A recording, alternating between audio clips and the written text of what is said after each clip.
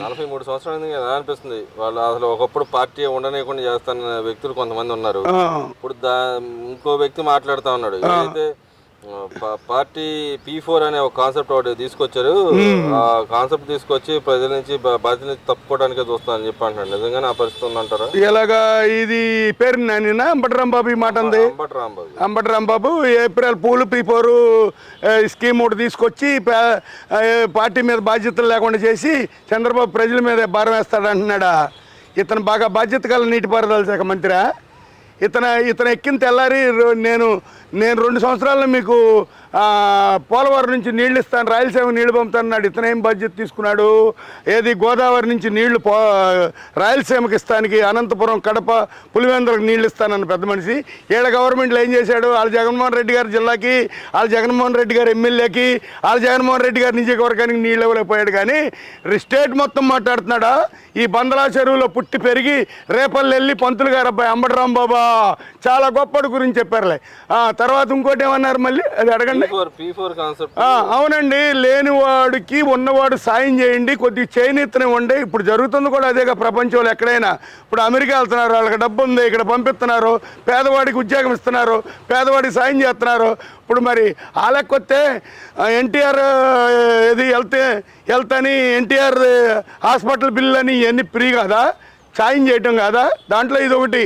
బాబు అచ్చంగా గవర్నమెంట్ మీద పడి ఈ మూర్ఖుడు చేసి వెళ్ళిపోయిన 5 సంవత్సరాల అప్పులు నెత్తి మీద బొచ్చుడిపోతుంది పవన్ కళ్యాణ్కి, నాకు, మోడీకి. కనుక కొంచెం మీ డబ్బులున్న మౌతుబరులు, మేధావులు, సైంటిస్టులు, ఉద్యోగస్తులు, డాక్టర్లు అందరూ కలిసి పేదవాడికి చేనెత్తనే ఉండే, మేము కూడా అందిస్తాం P4 అని చెప్పి ఒక పద్ధతి తీసుకొచ్చారు చంద్రబాబు నాయుడు. అలాగే రాష్ట్రంలో ఎంపీలు ఆ పెమ్మసాని వెంకటరత్నం గారు గుంటూరు ఎంపీ, అలాగే మన విజయవాడ ఎంపీ కేశినేని శివనాథ్ గారు లాగా, అంటే వాళ్ళిద్దరే కాదు మొత్తం అందరూ తెలుగుదేశం ఎంపీలు అందరూ వీళ్ళిద్దరిలాగా ఆలోచించుకుని పేదవాడికి అన్నం పెడదామని ఆలోచన ఉంటే కొంతవరకు మెరుగైద్దని చంద్రబాబు చెప్పాడు తప్ప, అంబటి రాంబాబు నెత్తిన పేరు నాని నెత్తిరేసి, కొడాలి నాని గారిని నెత్తిరేసి మీరు చూసుకోండి రాష్ట్రాన్ని అంట కాదండి. వాళ్ళు మాట్లాడేది తప్పని నేను అంటున్నాను. అయితే ఇక్కడ పేరు నాని గారు అంటారు, నా మీద అక్రమంగానే కేసు పెట్టారు, మిగతా వాళ్ళకన్నా A16 ఇచ్చారు, వదిలేశారు. కానీ నా వరకు వచ్చేప్పటికి నా మీద, నా మిసెస్ మీద మేము అడ్వాన్స్ డబ్బులు కట్టినా కూడా మా మీద కేసు పెట్టేది అన్యాయం, అక్రమం అని చెప్పాను. కేసులు పెట్టిన భయపడమంటున్నాడుగా. సరే, దాని మీద అంటారా? మీరు గోడౌన్లో బియ్యాన్ని దొబ్బేశారు, కాకినాడ తోలేశారు, కేసు అనేది కోర్టులో నడుస్తుంది. మీరు ఎందుకు కట్టారు డబ్బులు? మీరు తప్పు చేయమంటే కోర్టుకు డబ్బులు కట్టారు, గవర్నమెంట్కి డబ్బులు కట్టారు, తెలుగుదేశానికి కట్ల. Central government of India ration బియ్యం ఎందుకు కట్టారు మీరు? నీ భార్య పేరు అది లైసెన్స్ ఉంది కాబట్టి ఆవిడని ఇబ్బంది పెడతావు తప్ప తింటుంది. అసలు నువ్వు ఆ లైసెన్స్ ఆవిడ పేరు ఎందుకు పెట్టా? ఆడగొత్తురు ఆవిడ జోలు తీరని పెట్టావు తెలివిగా. నువ్వు నీ తెలివితేటలు మాకు తెలియదా? బందర్లో నువ్వు మాట్లాడతావు పెద్ద మనిషి. అలా కాదు, అది జరిగింది. ఆవిడ పేరు లైసెన్స్ పెట్టి ఆవిడ పేరు గోడౌన్ పెడితే ఆవిడ అరెస్ట్ చేయరు అనుకున్నాడు.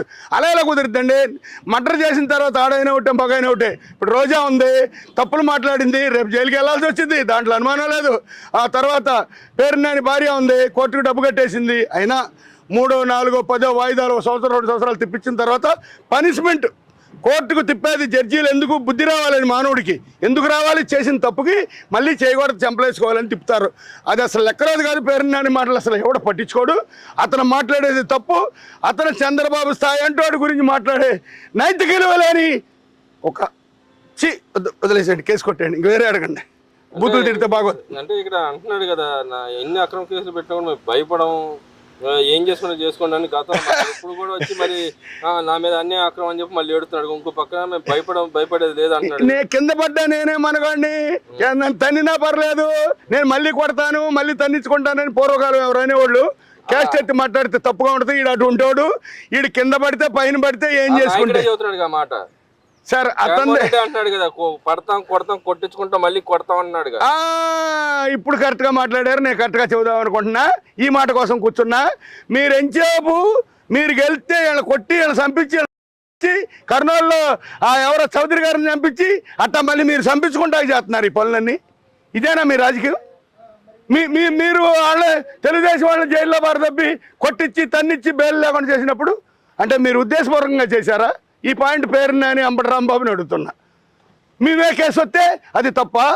మరి చంద్రబాబు నాయుడిని 73 సంవత్సరాలు చూడండి, 53 రోజులు జైల్లో పెడితే నొప్పి రాలేదా?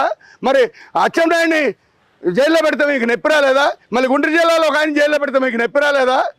ఏం రాలే నొప్పి? ఎందుకు మాట్లాడతారు మీరు? ఆలోచించి భోంచేసే మాటలు మాట్లాడండి, అది రీజన్ కాబట్టి నేను చెబుతున్నా. అంటే ఇక్కడ ఏదైతే కాకాని గోవర్ధన్ గారు ఉన్నారు, ఆయన మీద ఏది అక్రమ మైనింగ్ వ్యవహారంలో కేసు పెడితే బెయిల్ రానికుండా అడ్డుపడుతుంది ఈ కూటమి ప్రభుత్వం. ఆయన బెయిల్ రావాల్సింది ఉంది, ఆయన ఏం చేయలేదు, తప్పు చేయలేదు అని చెప్పి వైసీపీ నాయకులు మాట్లాడతాను ఎలా చూస్తారు? అనంతబాబుని అన్యాయంగా చంపేసి గోదావరి జిల్లాలో అతను కూడా అనంతబాబు అనుచరు డ్రైవర్ని చంపేసి ఆడి పేరు ఏదో మర్చిపోయి సుబ్రహ్మణ్యాన్ని ఇంటికి తీసుకొచ్చి పారేసినప్పుడు అప్పుడు మీకు బెయిల్ రాలేదా? అసలు మీరు కోర్టుకు కూడా వెళ్ళలేదు, జైలుకి వెళ్ళలేదు, రాజమండ్రిలో మీకు రాజసభ్యులు చేశారు. ఆడెవడో బోరగడ్డ అనిల్ యాదవ్ ఎవరు, ఇక్కడ గుంటూరు జిల్లా ఎవరు పేరు యాదవ్ రెడ్డి నాకు తెలియదు, దాన్ని రాసమర్యాదలతో జైలు తీసుకెళ్లారు. మీ అన్ని ఫోటోల్లో రాలేదా? వాటిల్లో మీకు సెక్యూరిటీ చూడలేదా? మరి అవన్నీ ఏమంటారు?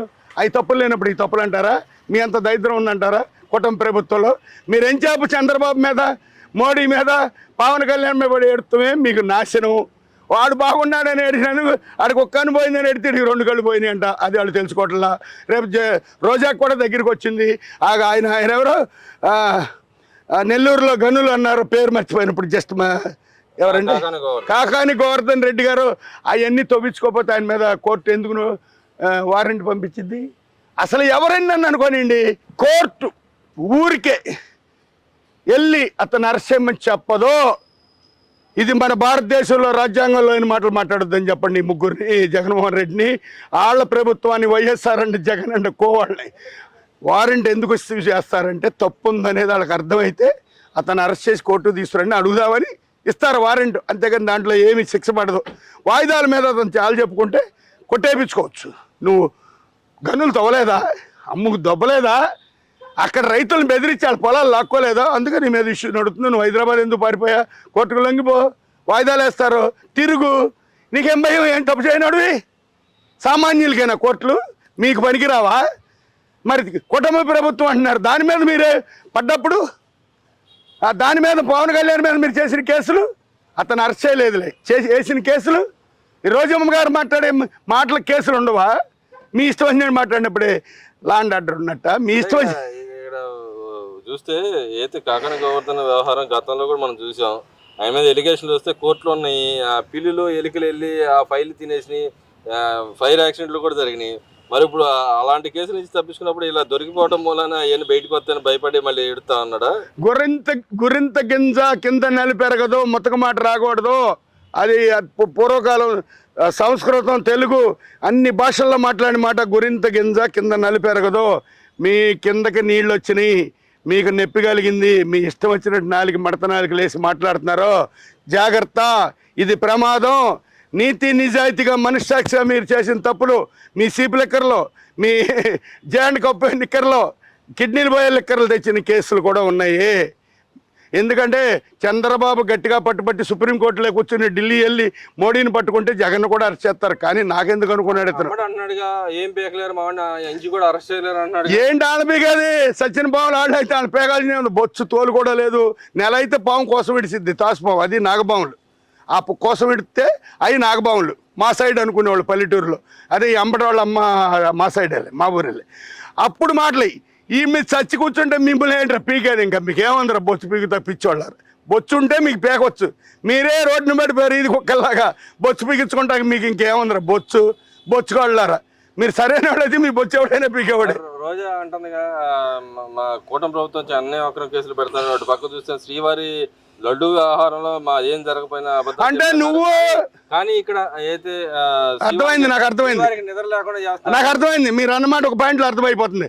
నువ్వు డోల్ డమారాలు కొట్టుకుని నీ ఇష్టం వచ్చినట్టు ఊరేగింపులకు వెళ్తే నీకు చిత్తూరు దగ్గరని, నగిరి దగ్గరని, అప్పుడు శ్రీవారికి నిద్ర ఉందా? చంద్రబాబు నాయుడు ఫ్యామిలీతో కుటుంబ సమేతంగా వెళ్ళి పట్టు వస్త్రాలు తప్పమ్మా. మరి భద్రాచలం రామాలయంలో వైఎస్ రాజశేఖర రెడ్డి గారు ఇచ్చాడు అప్పుట్లో పట్టు వస్త్రాలు ఉమ్మడి రాష్ట్రంలో. మరి రాజశేఖర రెడ్డి గారు భార్య శ్రీమతి విజయమ్మ గారు వెళ్ళంది ఎందుకని? మరి రాజశేఖర రెడ్డి గారు శ్రీవారికి పట్టు వస్త్రాలు ఇచ్చారు మన తిరుపతిలో, మరి విజయమ్మ గారు వెళ్ళంది ఎందుకని? మరి జగన్మోహన్ రెడ్డి గారు శ్రీవారు పట్టు వస్త్రాలు ఇచ్చాడు మన ప్రీతమ మాజీ ముఖ్యమంత్రి వర్యులు మహానుభావులు. మరి నీ భార్య భారత గారు ఎందుకని వెళ్ళా? ఈ కుల మతాలకు వెళ్ళే మాటలో, ఈ కూటమిని చెడగొట్టే మాటలో, ఈ పవన్ కళ్యాణ్ సైడ్ ఉన్న వ్యక్తులకు ఎక్కేసే మాటలో, చంద్రబాబుకి ఎక్కేసే మాటలో తిరిగి మళ్ళీ మీకే గుచ్చుకుంటే ఏదో ఒక రోజు జాగ్రత్త. దీన్ని ఏదో చేద్దాం అనుకుంటున్నారు. ఇది 3 స్తంభాలు యేసు అల్లా రాముడు సిలువులాగా కూర్చున్నాయి. మీ దెబ్బకి ఏమి ఓడవు అక్కడ. కూటమి ప్రభుత్వం బొచ్చోడదో రాంబాబు చెప్పు, పేరు నాని చెప్పు, జగన్మోహన్ రెడ్డి చెప్పు. ఈ టీవీ ఇప్పుడే రిలీజ్ అయ్యి లైవ్ పీక్కునేదో పీక్కొమ్మని వీళ్ళకి ఏం కాదని నా సభాముఖంగా ఎన్టీఆర్ ఆత్మసాక్షిగా చెబుతున్నా.